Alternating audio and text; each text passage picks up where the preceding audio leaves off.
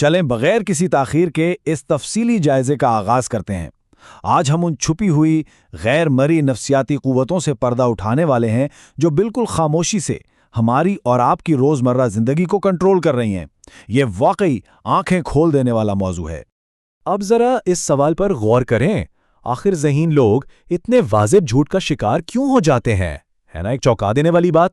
ہم سبھی اکثر یہ سوچتے ہیں کہ بھائی ہمیں تو کوئی دھوکہ دے ہی نہیں سکتا، لیکن سچ تو یہ ہے کہ ہمارا اپنا دماغ ہی بسا اوقات ہماری سب سے بڑی کمزوری ثابت ہوتا ہے۔ تو آج کی ہماری گفتگو کا محور جیمز ولیمز کی مشہور کتاب ڈارک سائیکالوجی ہے۔ اس کتاب میں انہوں نے اس نفسیاتی جنگ کا بہت گہرائی سے جائزہ لیا ہے جو کہیں دور نہیں بلکہ ہمارے اپنے ارد گرد، ہمارے اپنے محلوں اور دفتروں میں لڑی جا رہی ہے۔ کتاب کے شروع میں ہی مصنف نے اپنے بچپن کی ایک انتہائی دلخراش کہانی سنائی ہے۔ ذرا تصور کریں، ایک بے حد ملنسار اور خوش مزاج پڑوسن جس کی ایک مسکراہٹ سے پورا محلہ روشن ہو جاتا تھا۔ لیکن پھر کیا ہوا؟ وہ ایک جعلی آن لائن فوجی کے بچھائے ہوئے محبت کے جال میں پھنس گئیں اور انجام اپنا گھر، اپنا کاروبار، زندگی بھر کی جمع پونجی سب کچھ گوا بیٹھیں۔ ان کا یہ المناک سفر ایک نفسیاتی ہسپتال میں جا کر ختم ہوا، اور یقین جانیں یہ محض کوئی کہانی نہیں ہے بلکہ ہمارے ارد گرد بکھری ایک انتہائی خوفناک حقیقت کی عکاسی ہے۔ اس صورتحال کو سمجھنے کے لیے JRR ٹولکین کے یہ الفاظ بالکل درست معلوم ہوتے ہیں کہ اسے دیکھا نہیں جا سکتا، محسوس نہیں کیا جا سکتا، سنا یا سونگھا نہیں جا سکتا، لیکن یہ زندگی کا خاتمہ کرتا ہے، ہنسی کو مار دیتا ہے۔ یہ ہمیں یاد دلاتا ہے کہ حقیقی تاریکی صرف خیالی فلموں یا کہانیوں کا حصہ نہیں ہے، یہ انسانی فطرت کا ایک بہت ہی حقیقی اور بے حد خطرناک پہلو ہے جو خاموشی سے مسکراہٹیں نگل لیتا ہے۔ تو اب سوال یہ پیدا ہوتا ہے کہ یہ تاریک نفسیات یا جسے ہم ڈارک سائیکالوجی کہتے ہیں آخر ہے کیا؟ سیدھے الفاظ میں یہ اس بات کا مطالعہ ہے کہ کچھ انسان کس طرح اور کیوں اپنی تاریک اور منفی خواہشات کی تسکین کے لیے جان بوجھ کر دوسروں کو اپنا شکار بناتے ہیں۔ چلیں اب آگے بڑھتے ہیں اور تاریک ذہن کے ان ہتھ کنڈوں پر بات کرتے ہیں جو اس نفسیاتی جنگ میں استعمال ہوتے ہیں۔ اس پوری نفسیاتی ہیرا پھیری کے پیچھے ایک خاص قسم کی شخصیت کا ہاتھ ہوتا ہے جسے تاریک تثلیث یا ڈارک ٹرائیڈ کہا جاتا ہے۔ اس میں 3 چیزیں شامل ہیں۔ پہلی نرگسیت یعنی انتہائی درجے کی خود پسندی، دوسری سائیکوپیتھی یعنی کسی دوسرے کے لیے احساس جرم یا ہمدردی کا بالکل نہ ہونا، اور تیسری میکیویلینزم جس کا مطلب ہے مقاصد حاصل کرنے کے لیے انتہائی بے رحم ہیرا پھیری۔ ذرا سوچیں، جب یہ تینوں خوفناک خصلتیں کسی ایک ہی انسان میں جمع ہو جائیں تو یہ استحصال کا کیسا تباہ کن طوفان کھڑا کر سکتی ہیں۔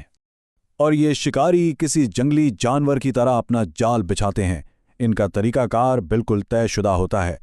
پہلے وہ اپنے شکار کا بغور مشاہدہ کرتے ہیں، پیچھا کرتے ہیں، پھر اپنی میٹھی باتوں سے دل موہ لیتے ہیں۔ اس کے بعد وہ ایسا انحصار قائم کرتے ہیں کہ سامنے والا خود کو ان کے بغیر بالکل بے بس محسوس کرے۔ پھر وہ اسے اس کے دوستوں اور گھر والوں سے تنہا کر دیتے ہیں اور آخر میں اپنا مہلک ترین حملہ کرتے ہیں۔ یہ ہیرا پھیری ان کا روزمرہ کا ہتھیار ہے۔ یہ مجرم حقائق کو اتنی مہارت سے توڑتے مروڑتے ہیں کہ شکار کو خود اپنی آنکھوں اور کانوں پر شک ہونے لگتا ہے۔ وہ احساس سے جرم دلاتے ہیں، بلا وجہ شرمندہ کرتے ہیں اور حقائق کو اس حد تک چھپاتے ہیں کہ زیادتی کا شکار ہونے والا انسان دراصل خود کو ہی اس تمام اذیت کا قصوروار سمجھنے لگتا ہے۔ یہ واقعی ایک بہت خطرناک کھیل ہے۔ اب ذرا یہ چونکا دینے والا ہنسا دیکھیں، 90%۔ جی ہاں، 90% بالغ افراد میں ایک کمزوری پائی جاتی ہے کہ وہ دوسروں کی تجاویز یا باتوں کے زیر اثر آ جاتے ہیں۔ استحصال کرنے والے اس بات کو بخوبی جانتے ہیں۔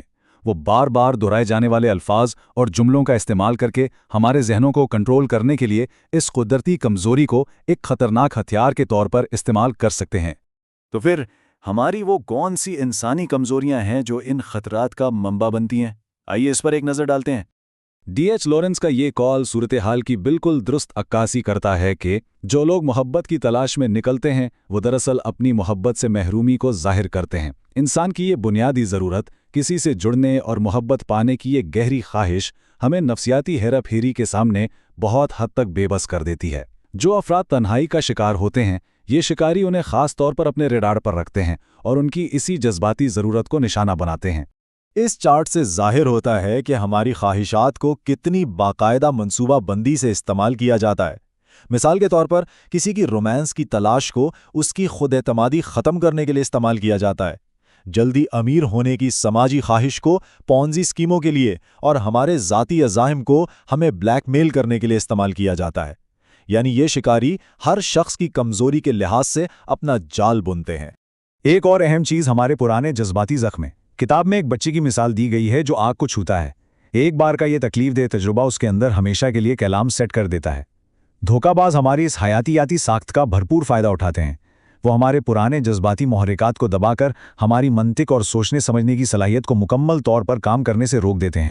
اب تک کی باتیں شاید تھوڑی خوفناک لگ رہی ہوں، لیکن آئیے اب اس گفتگو کے آخری حصے کی طرف چلتے ہیں اور دیکھتے ہیں کہ ان سب کے خلاف ہماری سب سے بڑی ڈھال کیا ہو سکتی ہے۔ یہاں ایک زبردست موازنہ پیش کیا گیا ہے۔ ایک طرف تو وہ جھوٹ ہیں جو استحصال کرنے والے ہمیں بتاتے ہیں، لیکن سچی بات یہ ہے کہ اس سے کہیں زیادہ خطرناک وہ جھوٹ ہیں جو ہم خود اپنے آپ سے بولتے ہیں۔ یہ سچائی سے انکار کرنا اور خود کو جھوٹی تسلیاں دینا ہی وہ اصل ذہنی قید ہے جو ہمیں حقیقت دیکھنے سے روکتی ہے۔ بعض اوقات ہم اندرونی خطرے کی گھنٹی سن کر بھی اسے جان بوجھ کر نظر انداز کر دیتے ہیں۔ ذہن کے یہ جال ہمیں بے حد غیر محفوظ بنا دیتے ہیں، چاہے وہ ہر وقت ماضی کی تلخ یادوں میں الجھے رہنا ہو یا پھر ہر چیز کے ٹھیک ہو جانے کی اندھی امید لگانا ہو۔ یہ رویے دراصل ہمارے ان قدرتی الارمز کو بند کر دیتے ہیں جو ہمیں کسی خطرے سے آگاہ کرنے کے لیے بنے ہیں۔ اور یاد رکھیں، جب ہم حد سے زیادہ خوش فہمی کا شکار ہوتے ہیں تو یہ تاریک ذہن والے لوگ اسے اپنے سب سے بڑے فائدے کے طور پر دیکھتے ہیں۔ تو آخر میں ایک بہت ہی اہم سوال جو ہمیں خود سے پوچھنا چاہیے، کیا ہم ماضی کی پرچھائیوں اور جھوٹی امیدوں سے نکل کر آج میں اور حقیقت میں جینے کا فیصلہ کر سکتے ہیں؟ یہ بہت ضروری ہے کہ ہم اپنی اندرونی آواز اور جبلتوں پر بھروسہ کرنا سیکھیں، حقیقت جیسی بھی ہو اسے تسلیم کریں اور کبھی بھی اپنے ذہن کا کنٹرول کسی شکاری کے حوالے نہ کریں، کیونکہ جب بات نفسیاتی جنگ کی ہو تو زمینی حقیقت کی پہچان ہی ہماری سب سے بڑی اور سب سے مضبوط ڈھال ہے۔